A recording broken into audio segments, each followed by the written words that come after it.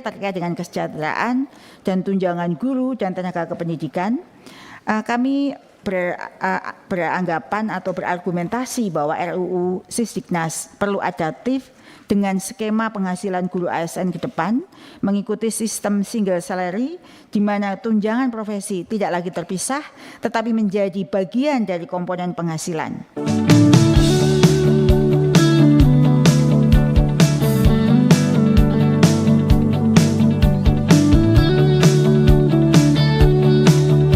Baik Bapak Ibu guru hebat yang saya hormati, yang saya banggakan. Assalamualaikum warahmatullahi wabarakatuh. Kembali lagi dengan saya di channel saya.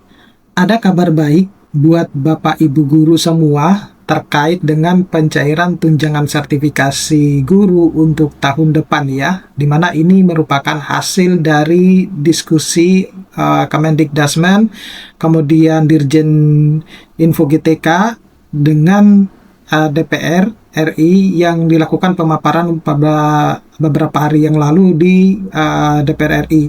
Nah, tentu ini menjadi kabar yang menggembirakan karena apa yang Bapak Ibu guru mungkin selama ini doa-doa Bapak Ibu guru itu pada akhirnya terkabulkan, tetapi ada keuntungan yang menarik karena terkait dengan pencairan tunjangan sertifikasi guru itu yang mungkin selama ini itu seringkali tertunda dan lain sebagainya. Diharapkan nanti di tahun 2026 itu, tahun depan itu sudah tidak ada lagi penundaan pencairan tunjangan sertifikasi guru karena akan dilakukan secara serentak. Oleh karena itu, tetap stay tune di channel saya. Tapi sebelum saya membahas lebih dalam informasi tersebut, saya menginformasikan kepada Bapak Ibu guru bahwa tapi sebelum kita lanjut Bapak Ibu guru, saya mau menginformasikan kepada Bapak Ibu guru bahwa bagi Bapak Ibu guru yang ingin mendownload e-book ya untuk semua guru yang bisa digunakan untuk kebutuhan mengajar ya, termasuk di situ adalah pegangan siswa dan juga dilengkapi dengan soal-soal mulai dari PAUD hingga ke SMA dan sederajatnya. Bapak Ibu guru bisa mendownloadnya melalui link yang sudah saya sediakan pada link di bawah ini ya, atau pada deskripsi dari video YouTube ini. Terima kasih Bapak Ibu guru. Nah, oke Bapak Ibu guru. Nah, tentu Bapak Ibu guru akan bertanya-tanya bahwa apa sih sebenarnya informasi yang akan saya sampaikan ini. Jadi yang pertama ini berdasarkan dari hasil rapat Kementerian Pendidikan kemudian Dirjen GTK dengan anggota DPR RI ya waktu itu, di mana pemerintah itu merencanakan sistem single salary ya khususnya untuk guru-guru ASN, dan ini sudah mendapatkan lampu hijau dari Pak Presiden. Nanti Bapak Ibu guru mungkin akan bertanya juga bahwa sebenarnya apa sih sebenarnya dampaknya kalau pemerintah itu menerapkan sistem single salary. Yang jelas Bapak Ibu guru, kalau sudah menerapkan sistem single salary, tidak ada lagi itu drama-drama bahwa saya belum cair untuk daerah ini, kemudian kenapa kok saya belum terbit SKTP-nya, dan lain sebagainya. Artinya kendala-kendala yang selama ini Bapak Ibu dapatkan itu sudah tidak akan lagi didapatkan di tahun depan gitu.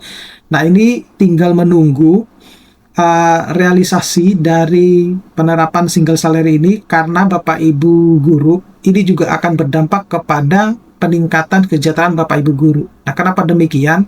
Jadi di dalam penerapan nanti single salary, kesejahteraan yang Bapak Ibu guru itu akan berbeda tiap-tiap guru. Nah, kenapa demikian? Karena itu berdasarkan dari kinerja Bapak Ibu guru. Jadi intinya kalau Bapak Ibu guru memiliki kinerja yang baik, sedangkan guru yang satu tidak memiliki kinerja yang baik, maka secara otomatis pendapatan yang akan diterima itu berbeda.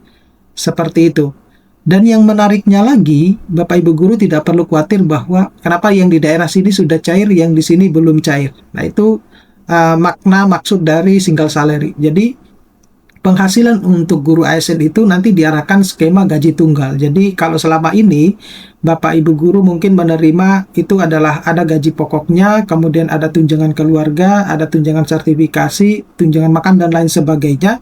Nanti mulai tahun depan itu sudah akan menerapkan sistem gaji tunggal atau single salary. Jadi semua komponen tunjangan-tunjangan itu akan digabungkan langsung dengan gaji pokok tersebut ya. Jadi setiap bulan Bapak Ibu guru ya itu akan langsung mendapatkan satu full gaji yang termasuk di dalamnya itu adalah tunjangan. Jadi tidak ada lagi cerita-cerita atau drama-drama bahwa oh ini tunjangan apa, kenapa saya belum terbit SKTP-nya dan lain sebagainya. Itu tidak ada lagi drama-drama seperti itu.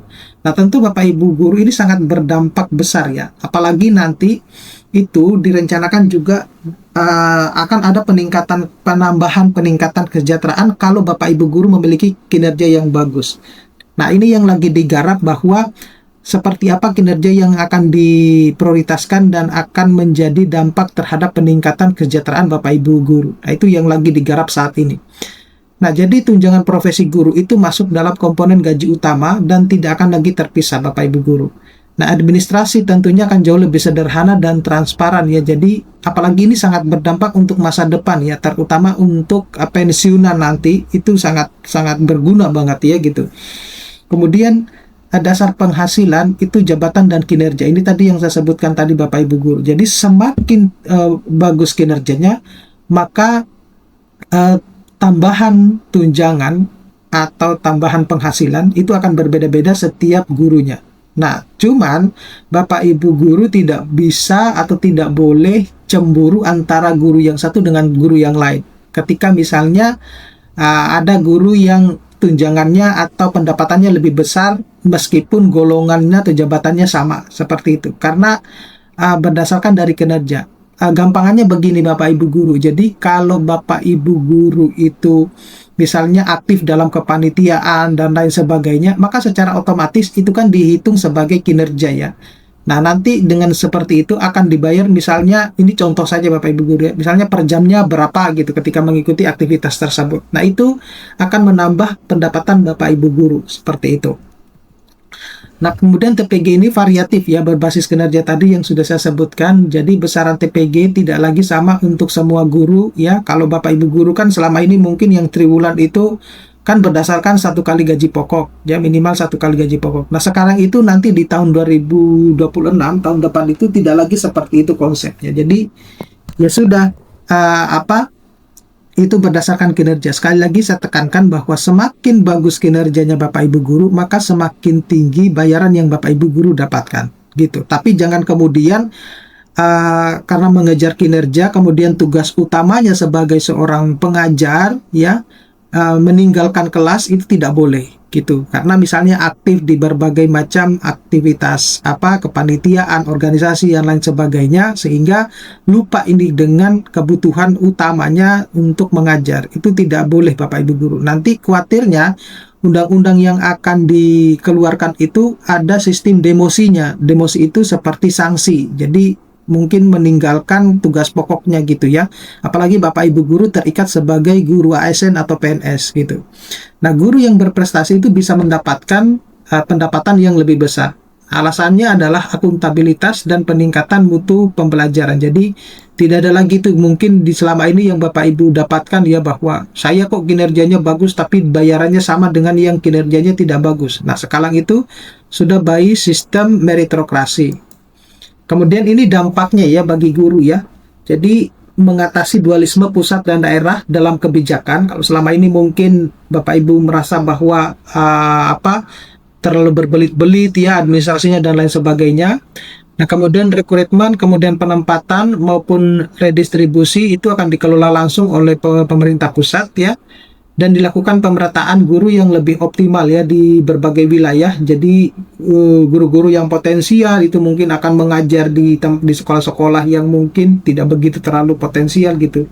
Kemudian jalur karir dan pembinaan itu akan lebih jelas kalau kita menerapkan sistem single salary.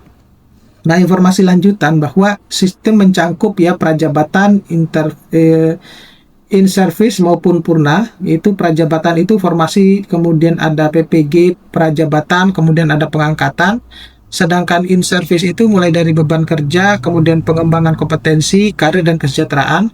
Sedangkan purna jabatan itu misalnya MPP dan pensiun. Ini tentu sangat berguna ya, sangat bermanfaat terutama kalau kita menerapkan single salary untuk yang pensiunan terutama. Informasi lanjutan yang lainnya itu adalah sertifikasi itu dinilai tidak terlalu administratif Bapak Ibu ke depannya. Jadi distribusi guru itu belum merata di berbagai macam sekolah ya. terutama untuk sekolah-sekolah unggul itu mungkin akan guru-gurunya akan didistribusi lagi. Perlindungan guru itu belum optimal ya, terutama guru-guru itu sering mendapatkan perlakuan yang tidak baik ya dari orang tua siswa, misalnya kalau misalnya menegur siswanya, sehingga saat ini tuh guru-guru itu merasa ada ketakutan untuk menegur siswa-siswanya. Kemudian tunjangan berbasis sertifikat kurang mendorong untuk kinerja gitu. Nah, kesimpulannya bahwa penghasilan itu akan lebih stabil kalau menerapkan single salary ini dan mudah terintegrasi ya. Kemudian kinerja jadi faktor utama dari tunjangan ini. Jadi semakin bagus kinerjanya Bapak Ibu guru, maka semakin bagus juga peningkatan kesejahteraannya. Kemudian administrasi pembayaran itu lebih rapi dan jalur karir lebih jelas dan terstruktur. Oke, saya kira cukup sekian Bapak Ibu guru, mudah-mudahan ini bisa bermanfaat. Nanti kita akan ketemu pada video-video selanjutnya. Saya Iri, assalamualaikum warahmatullahi wabarakatuh.